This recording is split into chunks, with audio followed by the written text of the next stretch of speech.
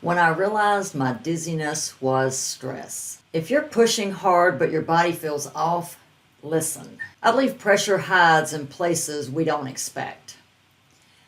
When I was in college, I started to randomly have dizzy spells. Didn't really think anything about it. Went to the doctor and they just, oh, it was probably an ear infection. Gave me medicine and sent me on my way. And then the dizziness stopped, so assumed everything was fine and, went on about my life. But then years later, it manifested again. And the common trait was pressure and stress. I had a job and a very hard boss, very unfair, and felt like my job was on the line. I was a supervisor, and it was very, very difficult, very, very stressful. And the dizziness returned. And that's when they did tons of tests on me to see what was going on, because dizziness, that can be a symptom of a lot of different ailments. Luckily, thank God, nothing was wrong. All the tests came back normal, which then led them to say, okay, it's got to be stress. Well, the thing was, I didn't feel like I was stressed. I felt like I could handle everything. Everything was under control and I didn't need anything. Well, your body will have a way of shutting you down. So, they didn't give me any medicine or anything. They just told me it must be stress. When actually I was like, oh, okay, they're crazy. I'm not stressed. I'm fine. I'm not having any problems. Everything's great in my life. Eventually, I realized that it was indeed stress. I was having panic attacks. Now, if you ever had a panic attack, it's horrible. I do not wish this on my worst enemy. You start feeling like you're dizzy. You start feeling like you're going to pass out. The whole world just seems to slow down with you. You feel like you're having a heart attack. And it came from not only pressure at work, but then the negative self-talk. I was piling on nonstop. So I wasn't giving myself a break throughout the day. So at work, I was getting it nonstop from the horrible boss. And then I would get off work, and then I would give it to myself the rest of the night. I can't believe I did this. Why did I do that? Why did I say this? Why can't I get this person to do X, Y, or Z? And it just, we think that we have to be perfect. So the problem is we think that we have to carry all of this alone. So people try to solve that by pushing themselves harder, by silencing the inner voice. And they pretend that they're fine. That's all the things that I did.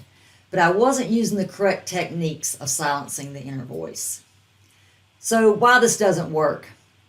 Because your body is keeping score. We are only able to handle so much pressure before you're going to start developing symptoms from it. It starts appearing in your health. You either can't eat because you're stressed, or you eat too much because you're stressed, or you can't sleep. You start to feel depressed.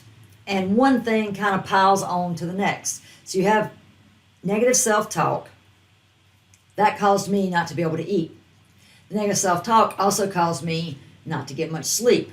When you don't get much sleep, your body does not have time to recover and regenerate over the night, which caused me to be stressed, irritable, and depressed the next day. And then I was even harder on myself because I was stressed and depressed. So it starts a vicious cycle that is very difficult to get out of. So here are 3 things that you can do to hopefully help you stop the cycle. The first one is challenge all negative thoughts. If you feel yourself having a negative thought, it's going to impact your emotion, which is going to impact how you feel. And it's going to impact how you move and how you carry yourself. We can do a quick little test right now. Think about a horrible day in your life. Don't think about it long, but just think about it for a few minutes. What is the worst day of your life? And I know instantly something popped into your head. You think about that for just a few seconds, and you can feel just like you felt the day it happened. You immediately get taken back to that. That's what I'm talking about. You've got to challenge those negative thoughts. You've got to stop them immediately. So that's the second. The second one is verify that the thought is indeed true. Like you're telling yourself something negative like, I'm too stupid to do this. Why am I even trying this? I don't have the talent to do that. Stop yourself and say, okay, where's the proof that I don't have the talent to do that? Where's the proof that I'm not intelligent enough to achieve this goal? Challenge it, and I guarantee you 90% of the time, the thought is going to be wrong. And then you need to release it. Now, I've gotten very good at this because it's been years of dealing with panic attacks and dealing with self-doubt and self-hate and all the other stuff that we go through as humans. So I've gotten really good at it. I can recognize a negative thought quickly. I challenge it myself, and then if it's wrong, I shut it down and I discard it immediately, and I get back to the present moment. That's another big factor, is not living in the past. Now, this took years for me to get to this point, so just give yourself a break. Be kind to yourself. So why this works? Calm isn't found, it's practiced. So you've got to create your own calmness. And you don't need to be perfect. You need to be supported, even by yourself. Meaning you've got to support yourself. Thank you so much for watching this video. I hope you get benefit from it, and I hope you never, ever suffer from a panic attack. But if you do, you now know the 3 steps to stop them. Leave me a comment below. Let me know what you're struggling with, and I'll try to record a video to help you. I'll see you tomorrow. Subscribe to my channel.